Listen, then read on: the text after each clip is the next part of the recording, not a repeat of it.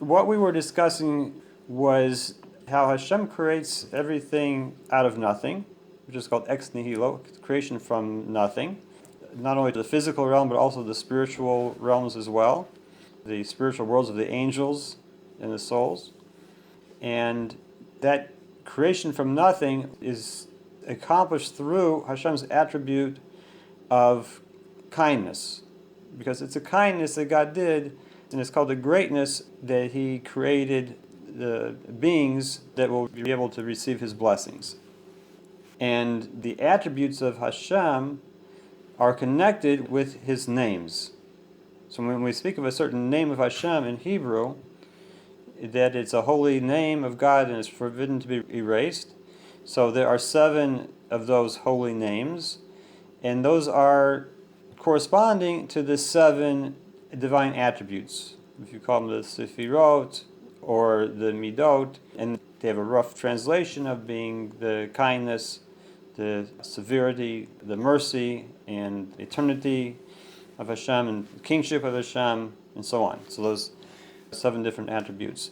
And the attribute through which God accomplishes creation from nothing corresponds to His name of the 4-letter tetragrammaton name, the Yud, He, and Vav, and He.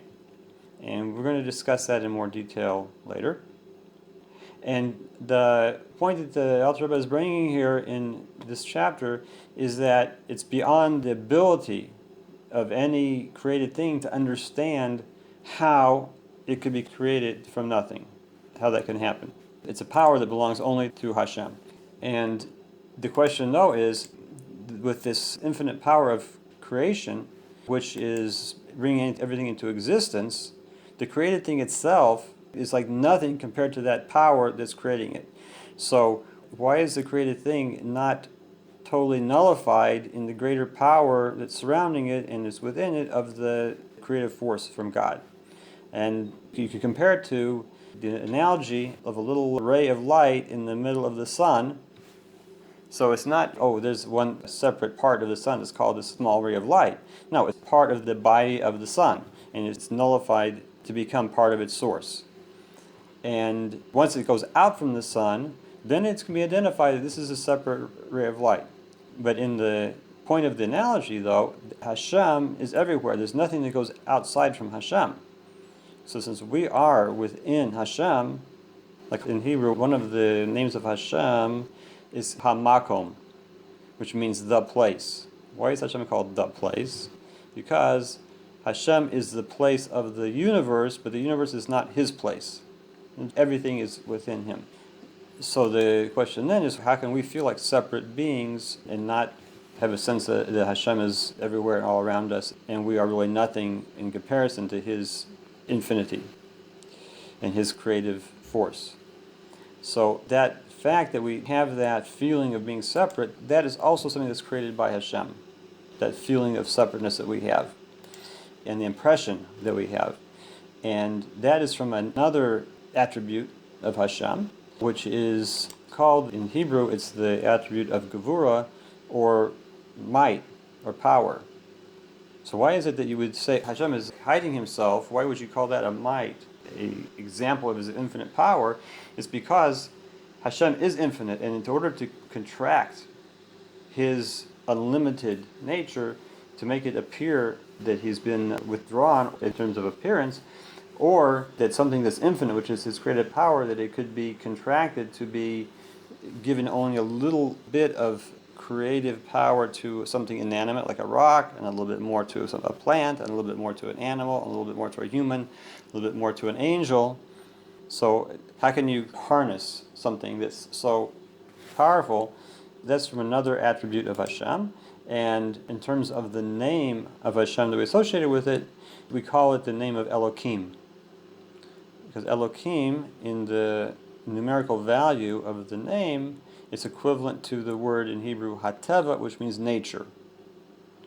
So it's through Hashem contracting His revelation that it comes out that we should perceive things happening around us in what looks like a way of nature, without Him being openly revealed in it. And if you want to find Hashem in nature, you can, but you have to search very deeply, and you have to be very sensitive in order to be able to perceive that, and it's not like an open revelation. If it was open revelation, it completely nullifies the nature. For example, when the Israelites went through the Red Sea, the Yam Suf, and the water split, that was a open revelation of Hashem, and was a complete nullification of the nature of the water. So this process that we talk about of Hashem concealing himself, it's also referred to as a chain-like progression, because Hashem is more revealed in the higher spiritual realms, and then as you go down to lower and lower spiritual worlds, it's a little bit less, and it's kind of like the links of a chain that are coming down step by step, which each link, not only being a link, but also being a process where the world above it becomes hidden, and only a little bit of revelation comes into the lower level. And in Hebrew, we call that process by the name of Tzimtzum. Tzimtzum means a contraction or a restraining. And that comes from this attribute of Hashem's gevura, or power, his power to restrain and conceal. And this makes it appear that the created thing is an independent existence. It makes it appear like it's a ray of light that already went out from the sun, even though in fact we didn't go out from Hashem. So we have a question of, first of all, how can this be? That you can have two things operating in opposite directions, an infinite revelation, at the same time a power to contract it. That's one thing. And the other thing is, we say that there's these two processes going on, so it seems like you're saying that they're separate. They're two separate things. But Hashem is one. So how does Hashem's ability to infinitely reveal and also infinitely contract, how can we fit this in with the idea of Hashem being a total unity? These are questions that we're going into here. And he points out that both of these things are really beyond the nature of us to be able to comprehend. But this is the beauty of Hasidus, is that Hasidus will put it into an explanation that we can grasp, at least to have a concept of what's going on. So one answer is that when we say that this concealment of Hashem is going on, well, from Hashem's point of view, there is no concealment. In other words, Hashem sees everything. Hashem knows everything. He is intimately connected with everything. And it's like you're speaking to another person. You may have a lot of thoughts in your mind, in the whole situation that you're thinking about, and you might only say a few words about it to another person. So the other person, to him, getting a small amount of information, and it's concealed from him what's in your mind, but in your mind you have the whole picture. So with Hashem, there is no real concealment going on. What he's really doing is he creates us with a limited capacity, and that which we can't perceive, it's that divine force all around us. It's just that we are not created with the ability to perceive it. And he brings an analogy that there's a saying that an entity cannot conceal itself from itself. You can hide yourself from another person. You can hide in a closet. The other person can't see you, but you can't hide yourself from yourself. It's also like when a Jew has an obligation, he wears a kippah on his head. He has to cover his head. So what would happen if his kippah came off, and instead he put his hand on top of his head? Is that covering himself? No. You can't cover yourself with yourself. You have to have something else to cover yourself. And there's nothing else that can cover over on Hashem. So it means everything is revealed to him. So how is this process brought about? So this is the idea that there are two aspects that Hashem combines in bringing about the creation. And it's what is referred to by the names of light and vessels. Lights and vessels. So the light, when we talk about the light of Hashem, it's not an actual light, but we're talking about the creative power from Hashem. Like the light from the sun, it has within it many colors. But if you're looking at it, it's all just white light. You have to have something that will separate out those colors from each other in order to see that they're there. Now, you can say in this creative light from Hashem, it has the ability within it to create many, many different kinds of things. So is it the case that the light of Hashem is really many different lights and they're just all combined, like a spectrum combining together to make what looks like a white light? But if you would take a prism and split it off, you would see that the light actually has within it different types of light that are all there, and you just need to split them out. So that is not the case here. We have to go to a little more of an abstract idea. What we say is that the creative light from Hashem, it's a unified light, because the light that emanates from a source will be reflective of the properties of the source. And since Hashem is all one and united, and there's no separation or differences within Hashem, so likewise, when we talk about the creative power that He emanates, it's also a unified thing. So where does it come in, the ability to make different types of creations? We say that just like Hashem has the ability to do anything, so within the creative power that He emanates, it could be the creative force for anything that He wants to create. There's a potential that's a characteristic of the unity of the light, that it has a potential to make any type of creation. So how does that then get activated to make actually different types of creations? So the power of Hashem is not only to emanate a life force, but He also has the ability to create something from nothing. So the creation of something from nothing is a power that Hashem has, and if Hashem creates it, He has the ability to enliven it, meaning to keep it in existence. So what we talk about is the different names of Hashem. They are actually referring to different attributes that are potentials through which the light of Hashem can make something either this way or that way.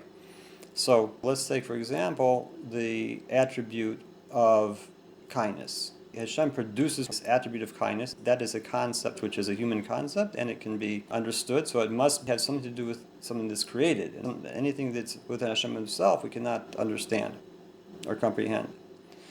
So Hashem produces this characteristic of kindness, and when His light will combine with this attribute of kindness, what will come out is a creation that has something to do with kindness. So one creation that could come out from that could be the Archangel Michael, who is the archangel of the power of doing good, and also he's the angel over the Jewish people. And then if Hashem would combine the attribute of strictness and severity with His divine light shining into it, it could produce out from there an angel like the angel of Gabriel, who's the angel over fire and the angel of God's power and might. So all the way down to even things here in the physical world, like if something is bitter, it's being produced out from this coalescence of Hashem's attribute of strictness with His creative light. And if something is sweet, it comes out from the coalescence of Hashem's attribute of kindness with the light that will enliven that creation. And that's the way it goes with infinite numbers of reductions and screenings and contractions to produce this little finite amount of enlivening power. So when we talk about these attributes, we talk about them in this sense, that when we talk about the light shining into one of the attributes, we say that that attribute of God is a vessel for the light. And another example like this is water. It's a simple thing that has no color and no taste. But if you take the water, you put it in a red cup, and you look through the cup, the water looks like it's red. Or if you put it in a blue cup, you look at it through the blue cup, and it looks like it's blue. So the cup is a vessel for the water, and it gives the appearance of a specific color to the water, even though the water itself is colorless. In physics, you can't make an exact analogy between what's happening scientifically, but we're talking here conceptually. We're talking about the concept of something that itself has no distinctions within it, but if you put it into the proper vessel, it will produce a appearance, different qualities, depending on the vessel that you put it into. So what does this accomplish? What it accomplishes is that we're talking about the creative force of Hashem. If it was just a creative force by itself, nothing finite would be able to come out from it. But if it was put into these vessels of Hashem's attributes, then the light will combine with the vessel, like the creative power will combine with God's kindness or His strictness, in order to produce a creation that has the attribute of that particular vessel that the light was shining into. So the creative light that comes out from combining with the vessel, its intensity is lessened. Like if you put on sunglasses, you have colored glass, you're looking in the bright day, the glass will reduce the intensity of the light. So likewise, by Hashem combining His creative light with these attributes, it reduces the intensity of the light and also gives it a characteristic which is reflected in whatever the particular creation is going to be. And again, in the stepwise process, you have God's attributes in the highest spiritual world of Atzilus, which is only godliness and only divine attributes. And there, even when the lights are combining with the vessels, it's still all godliness. It's a godly kindness, it's a godly power and mercy. It's not on the level of anything that's a separate created being. So from there is a concealment, and coming out from that is a lower level world where there's again the divine attributes as they are in that more limited way for that world, and it can produce the type of creations that there are in that spiritual world. The higher level angels, and then the higher level souls. And then from there there's another concealment, and a little bit of that light comes down into another lower world, which again there's divine attributes as they are relative to that world, and it can produce creations which are lower levels of angels and lower levels of souls, and so on, and all the way down until you come to this lowest physical world. So now we say, what are these vessels that are combining with God's light to produce creative things? And the answer is, we understand that through the concept of God's speech. So when you look into the Torah, in the 6 days of creation, it says, God said, let there be light. The Hebrew letters that are written there as being what God said, the letters actually are representative of different types of created power from Hashem, combining in such a way that they will produce the creation of light. So combining the particulars of those forces, which we refer to as letters, comes out as the creation. What we're talking about here is that the creative light of Hashem, combining with these divine vessels, which are divine attributes, those vessels are really the letters of God's speech. So when God speaks either in a kind way, or He speaks in a way of severity, or He speaks in a way of mercy, and His will and desire of what's going to be created works through that divine speech to produce that creative thing. And now we're going to talk about it, the same thing, just in different words, and say it's like the creative light from Hashem combining into vessels which are His attributes. What this tells you is that the Hebrew letters, as they are representative of creative forces, are really very, very high aspects of God's creative ability. So everything is created out of letters of God's speech. And again, how they combine corresponds to the different attributes of Hashem.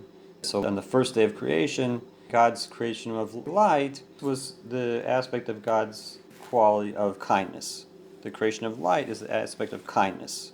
On the next day, when Hashem said, let there be a separation between the waters, and He made the heavens as a separation between the high spiritual waters and the low physical waters, if you separate one thing from another, that is an aspect of applying a force and a severity. That this was not anymore allowed to combine with that. So that's the aspect of God's attribute of Gevurah, power.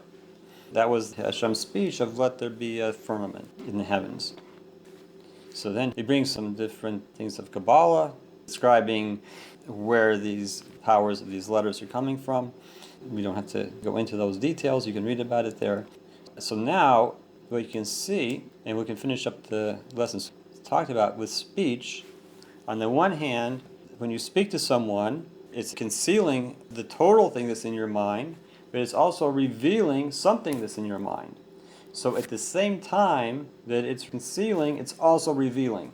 So it has that double quality, but it's only one thing. It's the speech. Speech is one thing that has the two qualities of revelation and concealment. But you could be revealing something to someone, but it could really totally conceal the truth. Even if you're telling someone the truth, in words, you can't give over the whole picture. You can only give over some of it. That's the nature of speech. So this answers the question of how can you say that Hashem has this infinite creative power that is required to create anything out of nothing? It's the infinite power of Hashem. How can you conceal it? That also requires an infinite power working in the opposite direction. The answer is no. It's not working in the opposite direction. It's actually all one process. It's a process of, at the same time, revealing and concealing. The only thing that we can't comprehend is how could it be that you could have it on an infinite basis? And that's something that's only within the ability of Hashem to do. It's not within the ability of our minds to understand that, but we can kind of try and grasp the concept. So that is the end of that lesson of chapter 4.